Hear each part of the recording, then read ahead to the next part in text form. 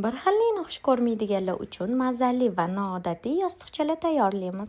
Birinchi bo'lib ishni xamir qilishdan boshlaymiz. 150-200 gram tuzli suvga o'rtacha yumshoqlikda xamir qorib, uni tindirgani olib qo'yamiz. Bu orada nachinkani tayyorlab olamiz. Mayda qilib to'g'ralgan bir donadan pomidor va bodring, 150 gram sir, mayda qilib to'g'ralgan zelin va tabga ko'ra tuz, ketidan 2 osh qoshiq mayonnezni solib aralashtiramiz. Shu bilan nachinka tayyor. Iloji boricha sir va mayonezni ko'paytirib olmaslikka harakat qilinglar, chunki qovurayotganda chetlaridan chiqib ketishi mumkin. Tingan xamirni o'rta qalinlikda yoyib, shunaqa to'rtburchak ko'rinishda kesib olinadi. Tayyor kesib olingan xamirlarning ichiga nachinkalarni solib, xuddi manti tugmoqchi bo'lamiz-yu, lekin bu mantidan sal farqlanadi.